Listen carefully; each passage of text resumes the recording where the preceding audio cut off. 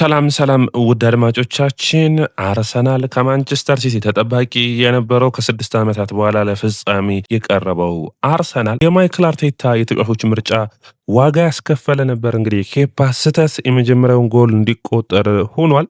አርሰናል ያ ብቻ አይደለም የተሳሳተው። ማይክል አርቴታ የሂንካፔን ፈጠን ብሎ አለመቀየሩ፣ ሂንካፔ በተለይ ቢጫ ካርድ ካየ በኋላ ጥንቃቄዎችን መውሰድ ስለነበረበት በትክክል በጨዋታው ላይ አልነበረም። በሁለቱም አጋጣሚ በሱ በኩል ነበር የተሻሙት ኳሶች ጎል መሆን የቻሉት። አሁንም ቢሆን ፔፕ ጋርዲዮላ ብልጠቱን አሳይቷል። ነገር ግን እውነት ለአርሰናል አስከፊ ውጤት ነው ወይ? በጨዋታው ላይ በተለይ በሁለተኛው አጋማሽ የማንቸስተር ሲቲን የበላይነት ላየ ማንቸስተር ሲቲ የሚገባው ይመስለኛል። ፕሮግራማችን እናንተ እንዴት ታዩታላችሁ? የእናንተን አስተያየትና ኮሜንት የምጠብቅ ነው የሚሆነው። አርሰናል በተለይ ኤብሪቼዜና ኦዴጋርድን ማጣቱ በጣም በጨዋታው ላይ የተቸገረበት እንዲሆን አድርጎታል። በማጥቃቱ ረገድ ቅንጅት አልነበረም። አርሰናል ከኋላ ኳስ መመስረት ሁሉ አቅቶት ነበርና በጣም የሚያሳዝን ነው ብዬ አስባለሁ። በእግር ኳስ እንግዲህ በዌምብሌይ አርሰናሎች ተሸንፈው አያውቁም ነበር። ከተሸነፈው ረጅም ጊዜ ሆኗቸው ነበር። ነገር ግን በመጨረሻ በተለይ የኬፓ ስህተት ዋጋ ያስከፈለው ሆኗል። በተለይ ኬፓን መምረጡ በጣም ትንሽ አስከፊ የሚያደርገው ነው።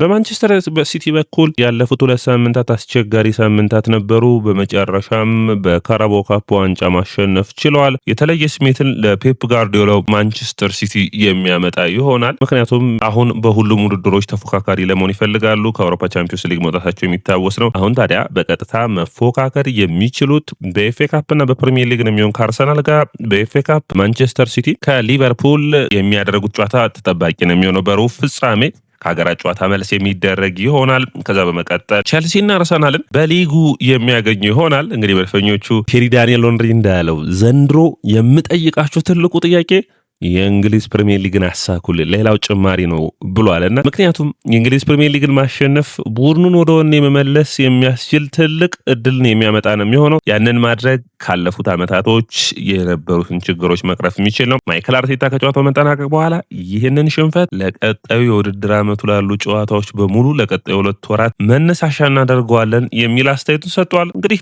ተጠባቂ የሚሆን ነው።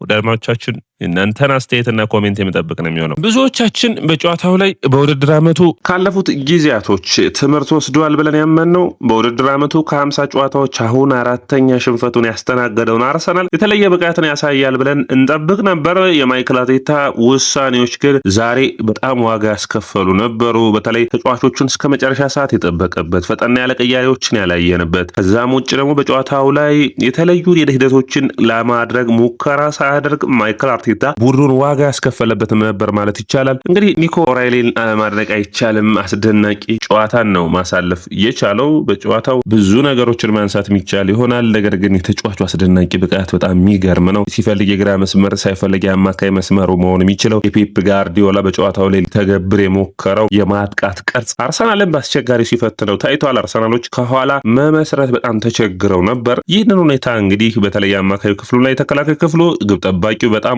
ወሳኝ ነበሩ። የኬፓን ስህተት በምታዩበት ጊዜ በጣም በሚያሳዝን ሁኔታ የተሻማውን ኳስ በትክክል ነው እንግዲህ ወደ ለኒኮ ኦራይሊ ያመቻቸለት ማለት የሚቻል ነው የሚሆነው። በተለይ ወደ ውጭ መጥፋት ሲችል ወደ ኋላ መጥፋት መቻሉ ነው እንግዲህ ወደ ጎሉ ኳሱን ጨርፎ ማስቀረቱ ልክ አልነበረም። እንግዲህ ኬፓ በካራባኦ ካፕ ፋይናል ብዙ መጥፎ አጋጣሚዎች ያጋጥሞታል። ይህ ሌላኛው አጋጣሚ ሆኖ የሚመዝገብ የሚችለው ከዚህ በፊት 4 በዌምብሌይ ሽንፈትን ያስተናገደ ግብ ጠባቂ ነው። እንግዲህ በመጀመሪያው አጋማሽ ምንም የተለየ ሙከራ ያልተደረገበት ነበር። አርሰናል በተለይ ጥሩ ሙከራን ጄምስ ትራፎርድ ላይ ማድረግ የቻሉበት ነበር። በሁለተኛው አጋማሽ ግን ሂንካፔ ፋውል ላለመስራት ጥረቶችን ሲያደርግ ነው። ከዛም ውጭ እንግዲህ ሌአንድሮ ትሮሳርድ በጨዋታው ላይ መግባት በሂንካፔ በኩል ሽፋን የሚሰጡ አይነት ተጫዋቹ ነው አልታየም። ዙቢሜንዲ እንግዲህ ኒኮ ኦራይሊን ተከላካይ መስመር ወደ አማካኝ በሚመጣበት ጊዜ እንዲሁም ደግሞ ወደ ማጥቃቱ ሽፋን ለመስጠት ሙከራ አድርጓል። ነገር ግን በአካል ብቃቱ ረገድ ኒኮ ኦራይሊ በሚገባ በልጦት ነበር ማለት የሚቻለው። ይህ እንግዲህ አርሰናሎች ማሻሻል የሚያስፈልጋቸው ነው የሚሆነው። ከዛ ውጭ 1-0 አስጠብቆ መቀጠል ይጠበቅባቸው ነበር። ነገር ግን በድጋሚ አሁንም ኒኮ ኦራይሊ ድጋሚ ጎል አስቆጠረ። ማይክል አርቴታ በዚህ መካከል ምንም አይነት ውሳኔን አልወሰነም ነበር። ይህ ትልቁ የማይክል አርቴታ መዘግየት ዋጋ ያስከፈለው በጨዋታ ውስጥ አንዱ ይሄ ነው። ምክንያቱም ሂንካፔን በካላፊዮሪ ቀይሮ ቢሆን ኖሮ 1-0 ጨዋታውን ለመቀየር የሚችልበት እድል ነበር። እንግዲህ ምንም እንኳን ለማይክል አርቴታና ለሰብስቡ ዘንድሮ ውድድር ዓመት ባሳዩት ድንቅ ብቃት በጣም ብናደንቃቸውም ነገር ግን ጋርዲዮላ አሁንም ልምድ እንዳለውና በልምድ የተሻለ ብቃት ያለው ቡድን መርጦም ውጤታማ እንደሆነ በተለይ የዴቪድ ራያ መኖር አርሰናል ከኋላ በኩል በሚመሰርትበት ጊዜ ግብ ጠባቂው የተሻለ ፐርፎርም የሚያደርገው የተሻለ እግር ኳስን የሚረዳበት መንገድ ራያ ተከላካዮቹ ጋርም ከአጥቂዎቹ ጋርም የተግባባ አሰልጣኝ መሆኑን እየታወቀ እንግዲህ አርሰናልና ማይክል አርቴታ ኬፓ እንደሚገባው ሙሉ እምነት አለው። ነገር ግን ለኬፓ ራሱ ይህ ጫና ውስጥ የሚከተው ነው የሚሆነው። በአርሰናል ማሊያ የማይረሳው ነገር ነው የሚሆነው። አንቶን ሴማዮ በተለይ በጣም የሚገባ በሚባል ደረጃ በጣም አስቸግሮት ነበረ በግራ መስመር ላይ ማለት ነው። ሂንካፔ ቀላል ስህተት ነው ቢጫ ካርድ ያየው ነበር። ያ ደግሞ ዋጋ አስከፍሏቸዋል አርሰናል። እንግዲህ አርሰናል የኦዴጋርድ ኤዜ አለመኖር አቨርተዝ በጨዋታዎች ውስጥ በጣም ፈጣን ጨዋታ ስለነበር ስፔሶችን መሸፈን አልቻለም ነበርና በዛም ሁኔታ በጣም ተቸግሮ ነበር የአርሰናልን አማካይ መስመር። ሪያን ቸርኪ ሜዳው ላይ ኳሶችን ሲያንጠባጥብ በእግሩ ነበር፣ ፋውል ሰራበት ቤን ዋይት። እግር ኳስ አታከብሩንም የሚል አስተያየት ነው። የፔፕ ጋርዲዮላ የደስታ አገላለጽ አለ። እንግዲህ እነዚህ ሁሉ ለአርሰናል ደጋፊዎች፣ ለአርሰናል ተጫዋቾች፣ በአጠቃላይ ለሁሉ ለቀጣይ ጨዋታዎች በስነ ስርዓት የሚያዘጋጃቸው በሚገባ ንዴታቸውን አስተካክለው አርሰናል ያለፉትን 3 ዓመታት ሁለተኛ ወጣበት የእንግሊዝ ፕሪሚየር ሊግ ማሸነፍ እንዲችሉና እንዲመለሱ ማድረግ የሚችሉበት ነው የሚሆነው። ያንን ያደርጋሉ ወይ? ትልቅ ጥያቄ ነው የሚሆነው። ማይክል አርቴታ ግን አሁንም ቢሆን በጨዋታዎች ውስጥ ኃላፊነት መውሰድና በጨዋታዎች ውስጥ ትክክለኛውን ሰው የማሰለፍ ትክክለኛውን ሰው በትክክለኛው ሰዓት ለቡድኑ ወኔና ለቡድኑ ሂደት የሚያስፈልጉትን ማድረግ የሚያስፈልግ ይመስለኛል።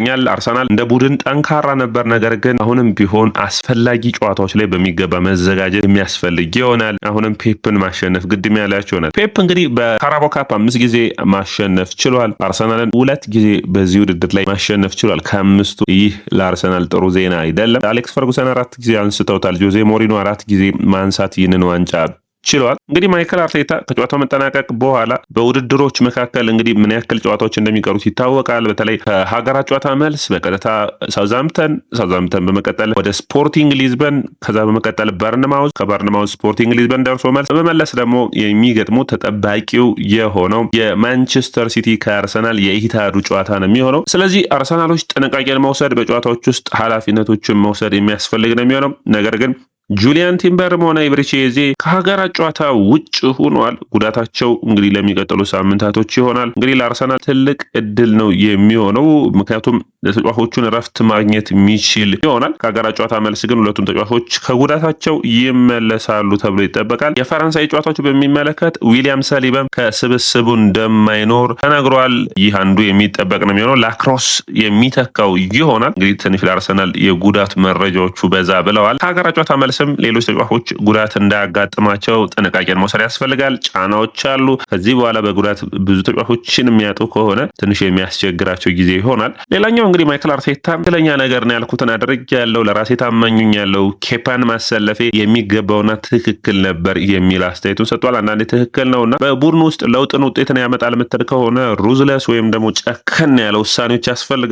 ያንን ውሳኔ ለመወሰኑ በትልቁ መነሳት የሚጠበቅበት ይመስለኛል። ተጫዋቾችን ሳስፈርም አለ ኬፓን ሲፈርም ለካፕ ውድድሮች ሆኖ ከሆነ ሲባል ተፎካካሪ ይሆናሉ፣ ይፎካከራሉ። ነገር ግን ምንም ቢሆን ተፎካካሪ ሆነውም ቢሆን ማለት ነው አንዳንድ ውድድሮች ላይ አንዳንድ ተጫዋቾች ብቻ የሚሰለፉ ከሆነ እድል የግድ ማግኘት አለባቸው የሚል አስተያየቱን ሰጥቷል። በእግር ኳስ ስህተት የተለመደ ነው የሚል አስተያየቱን ሰጥቷል። ፔፕ የሆነ ነገር እየፈራ ያለ ይመስለኛል። የተለየ የደስታ አገላለጽ፣ የተለየ ጫናዎች በግልጽ እዚህ ቡድን ላይ እንዳለ በጣም የሚታይ ይመስለኛል። ስለዚህ ጥንቃቄን ማድረግ የሚያስፈልግ እንደሚሆንም ያስባል። ነገር ግን አርሰናል አሁንም ቢሆን ደረታቸውን ነፍተው በቀጣዮቹ ለቀሩት ውድድሮች መነሻ ከሆናቸው የተለየ ምክንያት ነው። ነገር ግን በዚህ ሁኔታ ላይ የሚቀጥሉ ከሆነ ግን ዋጋ የሚያስከፍላቸው ይሆናል። የአርሰናል መንሸራተት አሁን ይጀምራል ወይ የሚያስብለውን ያለፉት ዓመታቶች የተለየ የተመሳሳይ ሁኔታን የሚያሳይ ይሆናል። 7 ጨዋታዎች 9 ነጥቦች አርሰናሎች ከፊታቸው አሉ። ስለዚህ እነዚህን ጨዋታዎች የበርንማውዝና ማንቸስተር ሲቲን ጨዋታ አለ ሲቲን ኢትሃድ ድረስ መግጠም፣ በዛ ጨዋታ ላይ ውጤት ማስመዝገብ የሚችሉ ከሆነ እንግሊዝ ፕሪሚየር ሊግን በሰፊ የማሸነፍ እድላቸውን የሚያሰፉበት ይሆናል። የፔፕ ቡድን አሁንም በኤፍ ኤ ካፕ እና በፕሪሚየር ሊግ ብቻ ይቀረዋል። ወጥሮ ነው የሚጫወተው እነዚህን ጨዋታዎች፣ ምክንያቱም ተደራራቢ ጨዋታ አይኖርበትም። አርሰናል እንግዲህ በሩብ ፍጻሜው በአውሮፓ ቻምፒዮንስ ሊግ ግማሽ ፍጻሜ እያለ እንግዲህ የሚደርስ ከሆነ የሚጠበቅ ነው የሚሆነው። በተለይ ወደ ግማሽ ፍጻሜ ማለፍ እድሉ ሰፊ ነው የሚሆነው። ስፖርቲንግ ሊዝበንን በሚገባ ማሸነፍ፣ ሳውዛምፕተንን በኤፍ ኤ ካፑ ማሸነፍ፣ አትሊስት በሳውዛምፕተንን አሸንፎ በኤፍ ኤ ካፑ ወደ ቀጣዩ መርሃ ግብር ወደ ግማሽ ፍጻሜና ፍጻሜ ለመሄድ መሞከር ያለበት ይመስለኛል። የዚህ ጨዋታ ሽንፈት አንዱ በነዛ ጨዋታዎች ውጤታማነት የሚተገበር ይሆናል ብዬ አስባለሁ። ወደ አድማጮቻችን ይህ የስፖርት ነው። የስፖርትን ላይክ፣ ሼር፣ ኮሜንት፣ ሰብስክራይብ ማድረጋችሁን አትርሱ።